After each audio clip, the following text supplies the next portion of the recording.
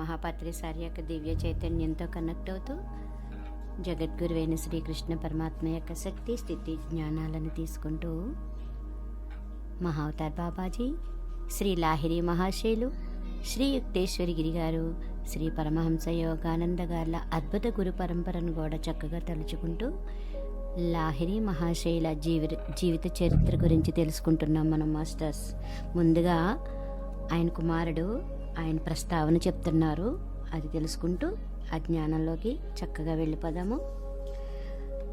మా పితామహులైన స్వర్గీయ శ్యామాచరణ్ లాహిరి మహాశైల సంపూర్ణ జీవిత కథ రాస్తే బాగుంటుందని మహామహోపాధ్యాయ స్వర్గీయ గోపీనాథ కవిరాజ మహాశైలకు, అలాగే అనేక మంది ఇతర మహానుభావులకు మనసులో కోరిక ఉండేది.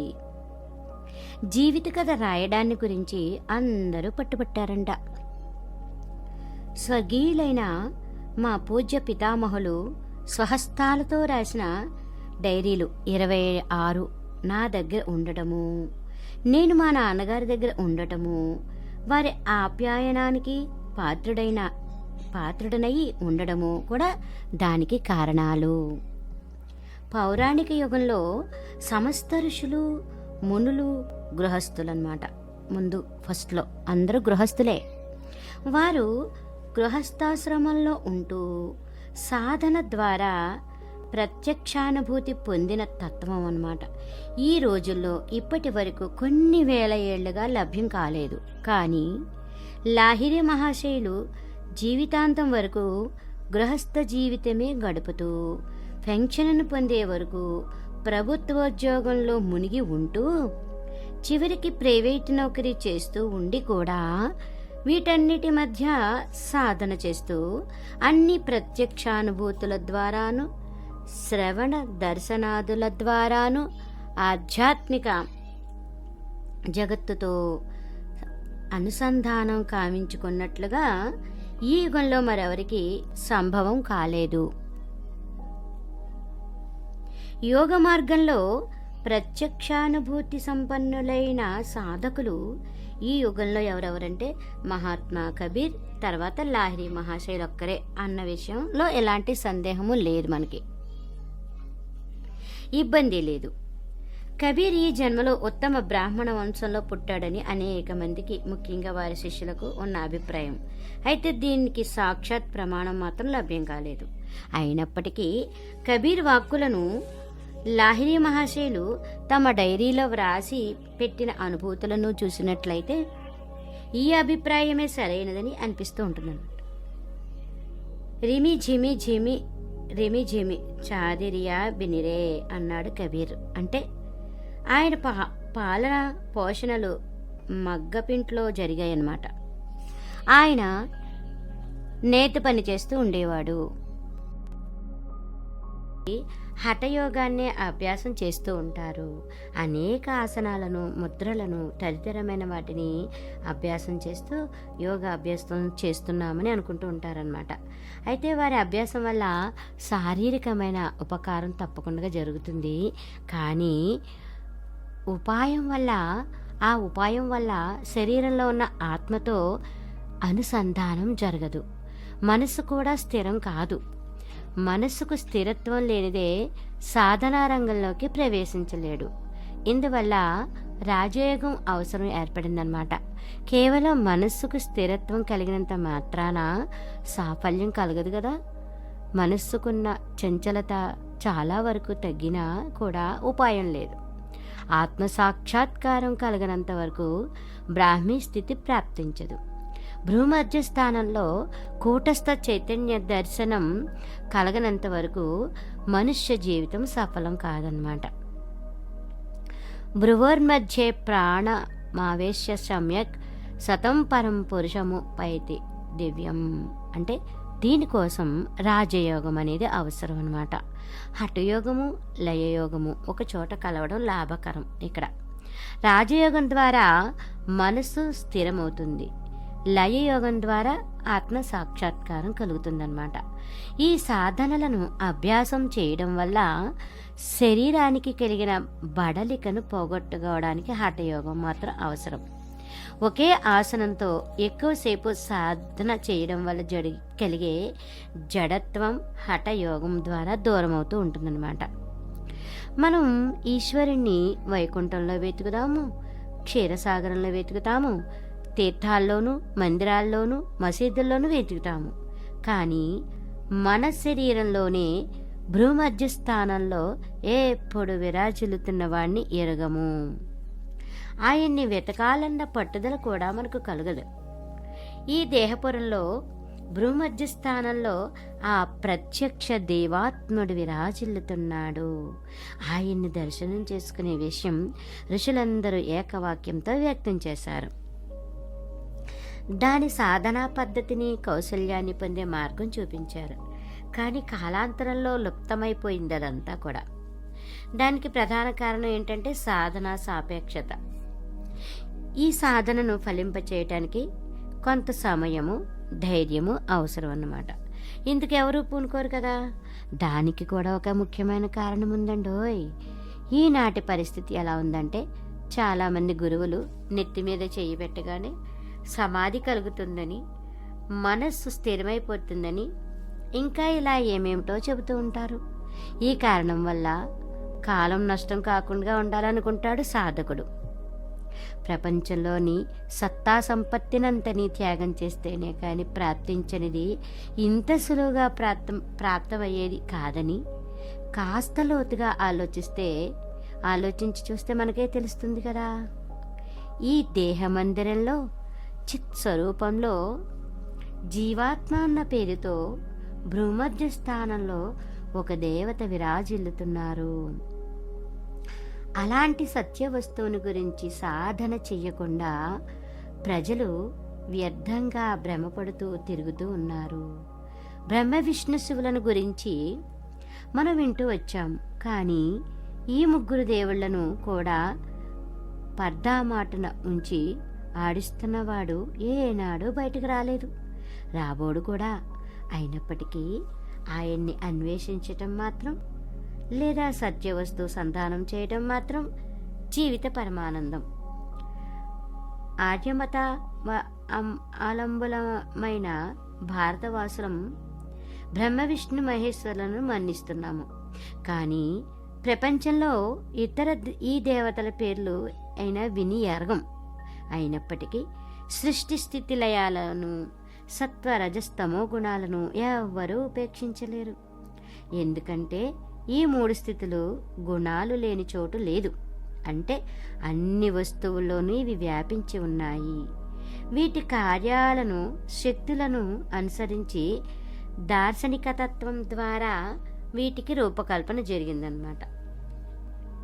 ఏ విధంగానైనా మనస్సుకు స్థిరత్వం ఏర్పడినట్లయితే ఈ మూడు రూపాల దర్శనము మనకి కలుగుతుంది. ఈ మానస స్థిరావస్థ అన్నదొకటి ఆవశ్యకమైనది.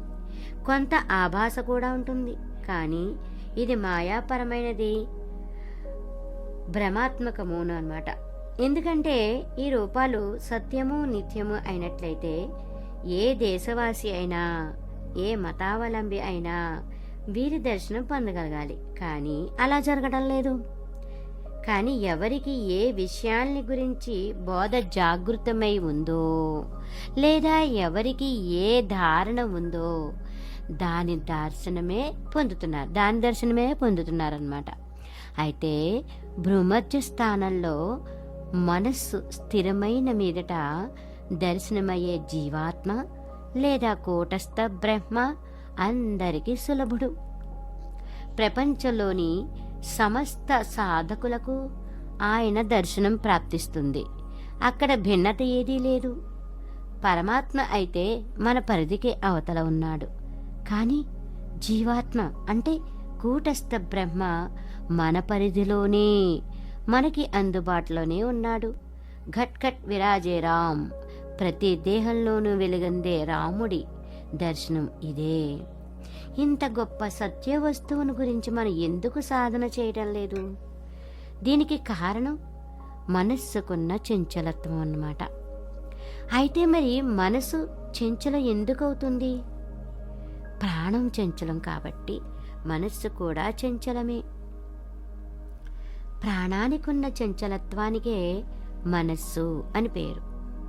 ఏ విధంగానైనా ప్రాణాన్ని స్థిరం చేయగలిగినట్లయితే మనస్సు కూడా స్థిరమవుతుందన్నమాట. లేదా ఏ ఉపాయం ద్వారానైనా మనస్సును స్థిరం చేసినట్లయితే ప్రాణం కూడా స్థిరమవుతుంది. మనస్సు కంటే ప్రాణం స్థూలం. మనం స్వేచ్ఛాపూర్వకంగా ప్రాణాన్ని కొన్ని క్షణాల పాటు ఆపి ఉంచగలం మనం.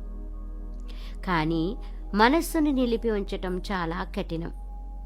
ఇందువల్ల ప్రాణాన్ని స్థిరం చేయటానికి శ్రేష్టమైన ఉపాయం ప్రాణాయామం. నదుల్లో కల్లా గంగా, మతాల్లో కల్లా ప్రణవం, తీర్థాల్లో కాశీ శ్రేష్టమైనవని అన్నట్లుగానే సాధన అన్నిటిలోకి ప్రాణాయామం శ్రేష్టమైనది, శాస్త్రసమ్మతమైనది అని అందరూ మన్నించేదేను. ప్రాణాయామం అనేక రకాలు. వాటిలో సుషుమ్న లోపల జరిగే ప్రాణాయామం శ్రేష్టమైనదన్నమాట. ఈ ప్రాణమే ఈ దేహంలో ముఖ్య ప్రాణవాయు రూపంలో సంచరిస్తూ ఉంటుంది. శరీరం 5 స్థానాల్లో ఉండటం వల్ల దీనికి 5 పేర్లున్నాయన్నమాట. ప్రాణ, అపాన, సమాన, ఉదాన, వ్యానాలువి. ఈ వాయువులు 5 శరీరంలో సమానంగా ఉన్నట్లయితే మనసు స్థిరంగా ఉంటుంది. ఏ కారణం వల్లైనా వికారం చెందినట్లయితే ఇవి చంచలమైపోతాయి అన్నమాట. ఎలాగంటే వాత, పిత్త, కఫాలు మూడు కనుక శరీరంలో సమానంగా ఉంటే ఒంట్లో ఏ రోగం ఏది ఉండదు. ఏ కారణం వల్ల అయినా వికారం చెందినట్లయితే ఆ కారణాలకు సంబంధించిన రోగాలు పుడతాయన్నమాట. శైత్యం అంటే జలుబు వల్ల కఫం పేర్కొన్నట్టుగా ఉంటుందన్నమాట. ఈ పంచవాయువులు స్థిరంగా ఉండేలాగా చేసే ఉపాయాన్ని లాహిరి మహాశయులు మనకు ప్రదానం చేశారు. ప్రాణాయామం ద్వారా ప్రాణ అపాన వాయువులు స్థిరమవుతాయి. నాభిక్రియ ద్వారా సమాన వాయువు స్థిరమవుతుంది. మహాముద్ర ద్వారా ఉదాన వాయువు, వ్యానము స్థిరమవుతాయన్నమాట. ఈ విధంగా 5 వాయువులు స్థిరం కావడం వల్లే మనస్సు స్థిరమవుతుంది. మనస్సు స్థిరమవడం వల్లే ఆత్మసాక్షాత్కారం కలుగుతుంది. ఆత్మసాక్షాత్కారం యోని ముద్ర ద్వారా కలుగుతుంది. సమస్త ఇంద్రియ ద్వారాల్ని బలపూర్వకంగా మూసి ఉంచి అంటే నిరోధించి మనస్సును 4 వైపులకు పోనివ్వకుండా భ్రూమధ్యంలో నిలిపి ఉంచి నిర్దిష్ట మార్గంలో అభ్యాసం చేస్తూ ఉంటే ఆ అవిజ్ఞేయమైన ఆత్మదర్శనం కలిగి సాధకులు కృతకృత్యులవుతారు. రథేచ వామనం దృష్ట్వా పునర్జన్మన విద్యతే అంటే ఈ శరీర రూపమైన రథంలో ఉన్న వామన దేవుణ్ణి అంటే బొటన వేలంత ప్రమాణం గల పురుషుణ్ణి దర్శించుకుంటే జన్మ సఫలమవుతుంది. ఈ పురుషుణ్ణి దర్శించుకున్న వాళ్లకు పునర్జన్మ అనేది కలగదు. వాళ్ళు ఎప్పటికీ ముక్తులై ఉంటారు అని భగవద్గీత పురుషోత్తమ యోగంలో చెప్పిన పురుషుడు ఈయనే. ఈయన దర్శనం పొందితే సాధకుడి జీవితం కృతార్థమవుతుంది. కబీర్ ఈ రహస్యాన్ని చాలా అందమైన రీతిలో చెప్పారనమాట. ఎలా అంటే మర్తే మర్తే జగ్మరా మర్నా న జానే కోయ్, ఐసా మర్నా కోయే నా మరా జో ఫిర్ నా మర్నా హోయ్, మర్నా హై దు ఈ బాతి కా జో మర్నా జానే కోయ్, రాముదు ఆరే జో మరే ఫిర్ నా మర్నా హోయ్. అంటే ఈ లోకంలో ప్రతిరోజు జనం చేస్తూనే ఉన్నారు. కానీ దురదృష్టవశాత్తు మళ్ళీ చావు రాకుండా ఉండేలా చనిపోయిన వాళ్ళు ఎవ్వరూ లేరు. లోకంలో చావులు 2 రకాలు. ఒకటి మామూలు చావు, ప్రతిరోజు చూస్తున్నదే. మరొకటి అసాధారణమైన మరణం. దాన్ని రామ్ దుఆర్ అంటే రామద్వార మరణం అంటారనమాట. అంటే రాముడి గుమ్మంలో చనిపోవడం అని అర్థం. మామూలు మనుషులు దీన్ని ఏ రాముల వారి కోవిల ముందో చనిపోవడం అని అనుకుంటారు. కాదు, ఈ రామద్వారం ఏమిటి? ఈ రహస్యం లాహిరి మహాశయులు చెప్పారు. అంటే రామద్వారంలో అంటే భూమధ్య స్థానం అన్నమాట. కనుబొమల నడిమి చోటులో కూటస్థ ప్రాణాన్ని మనస్సును స్థిరంగా నిలిపి ఆ పరమపురుషుణ్ణి దర్శిస్తూ శరీరాన్ని విడిచిపెట్టే వాళ్లకు పునర్జన్మ కలగదు. ఇది చాలా వాస్తవమైన విషయం, సత్యమైన సాధనే, కానీ ఒట్టి మాటలు కావు. జీవితమంతా సాధన చేసిన వాళ్ళకి ఇది సంభవం అవుతుందన్నమాట. క్రియాయోగ ఉద్దేశ్యము, దానికి ఫలము కూడా ఇదే. ఈ విధమైన మరణాన్ని నేను ప్రత్యక్షంగా కళ్ళతో చూశాను అని చెప్తున్నారు లాహిరి మహాశైలి గారి మనవడు. అంచేత ఇంత గట్టిగా చెప్పడానికి అర్హత, అనుభవము పొందాను. ఇది కేవలం ఎవరో చెప్పగా విని అలాటగా ఇలాటగా అంటూ చెప్పే మాట కాదు, కళ్ళారా చూసిన దృశ్యం ఇది. ఎంత అద్భుతంగా ఉందో ఆ మరణం. మా నాన్నగారి మరణాన్ని కళ్ళారా చూశాను, ఇంకా చాలామంది చూశారు. వారి సమస్త ప్రాణవాయువును సంపూర్ణంగా నొసటి మధ్య చోటికి లాగి మనస్సును అక్కడ పూర్తిగా నిలిపి శరీరాన్ని విడిచిపెట్టారు.